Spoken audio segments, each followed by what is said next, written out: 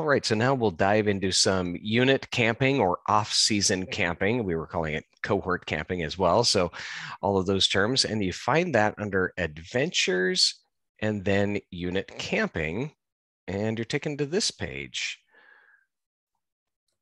And so Deanne, Yep. if you can walk us through that, that would be great. Yeah, so you'll need to log into your Tenaroo reservation system in order to make a off-season property reservation, and you will only be able to use, again, your unit account to do this. You cannot make an off-season property reservation under a personal account. If you don't know your unit account, please call me and I'll be happy to help you with that. There has been an account created for every unit that's out there, so please don't recreate anything, because then we have to go back and delete them all. Anyway, when you get here, you either can click on make a reservation here. It'll take you directly to the reservation system. Or again, you can go up here to this blue bar under members to log in. It'll take you to the reservation system. This time we're going to choose this button, make a reservation. And here's the login screen for our Tenaroo system. So we're going to use Troop 107, who has been generous enough to share his profile with his account with us. Right, Chris? Yep, of course. And while you're doing that, I'll just mention quickly that this is not for family camping, just for everyone to know that that's a separate deal. It's actually through the Tenaroo system, but you won't actually see that here. It's through basically a simple form with options for various weekends. So just so folks know that that's a different tool. So not to confuse everybody, but so what we're talking about here are really off season. So when we say off season, we mean non-summer camp season, which is about 8 weeks or so in the summertime. But what's neat is that it's available year round. I mean, this is what's really, really awesome. And Deanne's going to show us some new features here. You can see some of the campsites and things like that.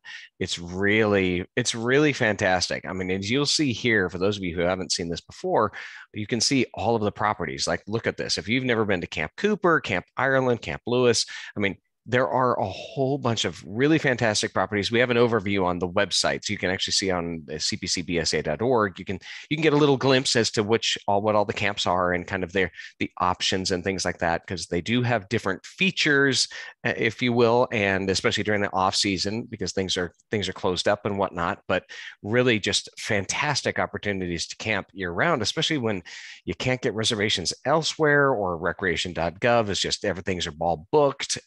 Or camping in local county properties and things like that. So this is great because you can just search through here and figure out what's available. Correct. We do have a lot of beautiful properties and definitely need to take advantage of those as units.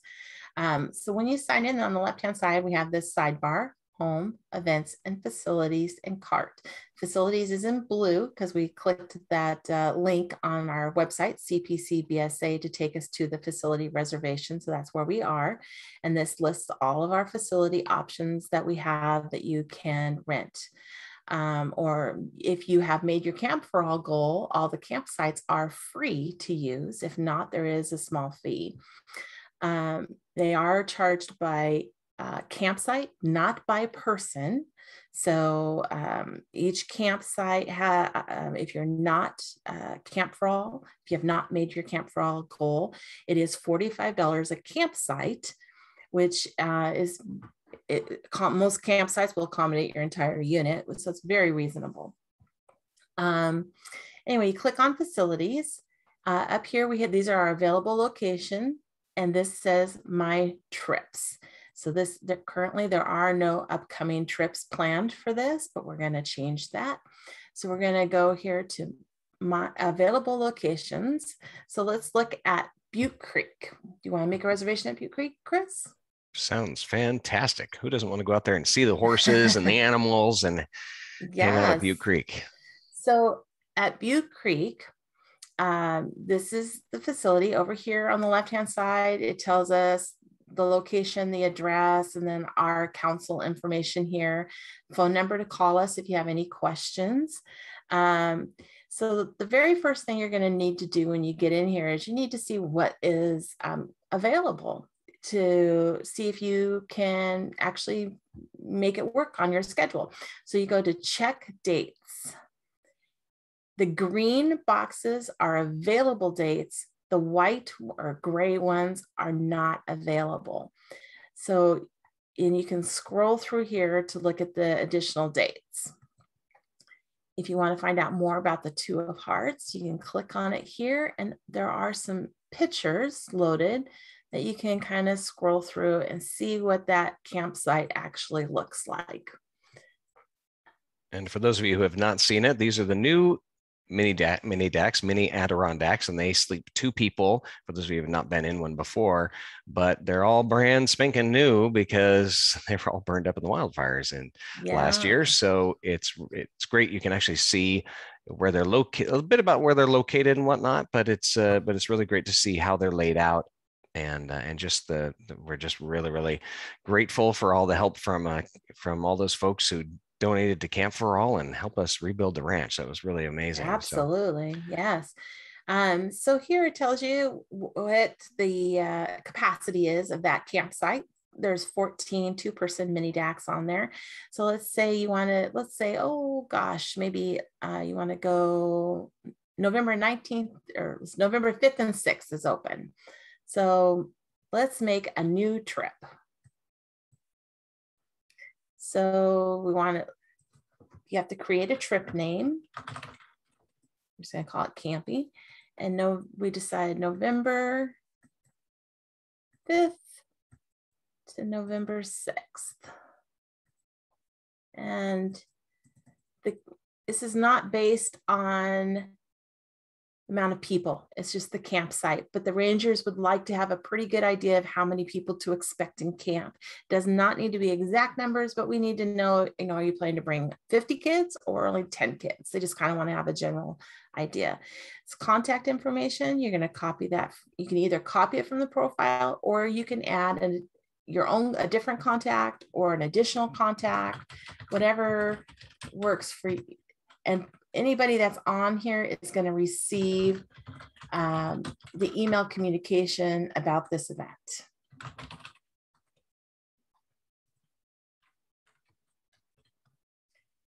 I'm going to continue. Oh, you can't make a property reservation within 14 days of the current date. So I guess this was a good little thing to show us. Today that we're recording this, it's October 29th. I was trying to make a reservation for next weekend, which is too close of a window to make that reservation. So it's not going to let me do it. It's telling me it's not okay. So I need to change my trip date. So was the 19th open? Yes, I believe so. I think it was. So I'm going to change it to the 19th. Just as a side note, if you do come across that, you're trying to make a reservation within 2 weeks, please call me. Oftentimes I can help you get that reservation in. You just can't do it yourself because we've already communicated to the rangers who's going to be there. So we need to make sure that we're keeping the rangers updated on who's going to be out at that property. So it's important that we have that communication. So I'm going to add to my reservation. And these are all of the sites that are available in green for the dates that I selected. We had only looked at Two of Hearts, but let's say I want to choose something else. You can choose whatever you want. So I'm going to choose Two of Hearts, and I'm choosing from October 19th to October 21st. This unit has made their Camp for All goal, so there is no charge. And then I go next. And this is giving me a little summary here, confirmation, and I'm going to complete it. And even though there is no charge, it throws it in the cart and it has to be pushed through the cart to be complete. If it is not pushed through the cart, you do not have a reservation. So you need to go to your cart and check it out. And then you come down here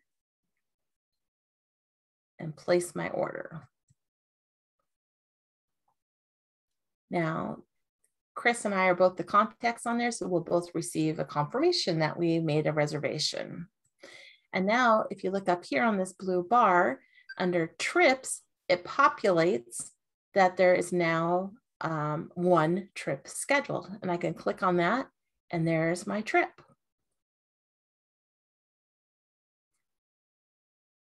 I can also go to facilities and click on my trips and see it that way as too. And it's always represented by a collapsed rectangle. If I want to expand it to view it anymore, I just click on that rectangle and it's going to expand and show me my reservation. I can look at under reports tab right here under reservations. There's first the financial summary, then what I have reserved. And there's always a reports little tab here. That's going to give me an option to see my itinerary. So if I'm looking for some details about, to show my confirmation for security, I don't know, somehow I'm a paper girl. I like to carry a piece of paper that says I actually have that reservation, but not everybody is. But anyway, there's that. Chris, any questions? Great. No, that's easy. I would say the one thing that may be a bit different than when we're doing an Airbnb reservation or whatnot is that the very first screen that you see on any of the facilities is it's just giving you an idea of what's available. So you will note that you'll have to go, oh, let's see what was available. These green.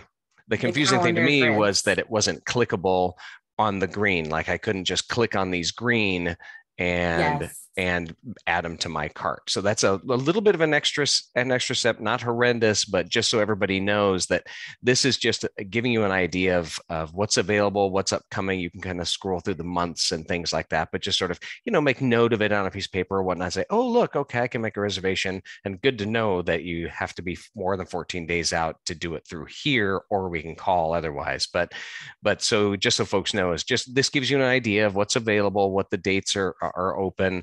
And because it is good to know, we have so many things happening at camp properties as well, different events and things like that, which we'll talk about in another video.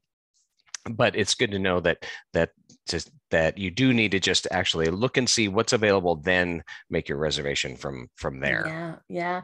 And then something I did not share with you, I apologize, is that we looked at campsites, but there are other facilities on the property besides campsites that are rentable by units. So if you go over to buildings, you can see the other buildings. It gives you the pricing. Kitchens are not available for units to rent, but you can look at the pricings and what else is available. Also, there's like cabins in Adirondacks. So this is at Camp Baldwin. They have these beautiful cabins. So there are other tabs besides campsites. Campsites are the only thing that you do receive free with Camp for All. The buildings and cabin rentals are at a reduced rate with Camp for All, but not free. Only the campsites are free. That's a great point. And it's kind of fun to shop around actually to see what buildings and things like that are available in the off season, especially the cabins and the different opportunities you have to have kind of host a little event, if you will, in terms of having parents involved in something or inviting more adults to something and welcoming them into scouting and bringing them to camp is just an easy way to ease people into scouting. But also this is just a great opportunity to look and see what is available. And also for those who are not familiar with the different properties themselves, they are different. Camp Cooper is a different experience than Camp Baldwin, for instance, but also looking to see what's available in the winter months, for instance, because some campsites are not going to, or some camps are not going to be available in the winter months, but some are. So it's kind of nice to be able to look at that and see what's available as you're planning for your upcoming year and whatnot. Yeah, that's a great point. So just Camp Pioneer, for instance, is not available after November 1st because it's just snowed in and we don't have access to it. And oftentimes Camp Cooper gets snowed in and we can't get to it in the winter months. It's just kind of week by week on the weather there. That's a really good point. And usually the camps on the coast are pretty available in the off season, however, right? Yes, they are. Camp Meriwether this year, we do have limited unit access. We are providing unit access at the first weekend of every month. So not every weekend is going to be open as people may have been accustomed to in the past. It's the first weekend of every month that there will be unit reservations available. Awesome. Really, really good to know. It's just, and just so folks know, there's so much going on at camps throughout the year, just different events and things like that. That's why things are maybe not available. We've actually recently had movie companies out to some of our camps, even to do some video and some shooting and things like that. So it's kind of interesting and fun. But anywho, that's great. Well, thank you so much for this one. This is awesome. If for those of you who are watching this and are interested in our other videos, we're building out some videos for a summer camp reservation. So that's in a separate video. And then we're doing another one in other sort of other events. So we'll go over that as well. All right. Thank you. This is great. Thank you. Bye.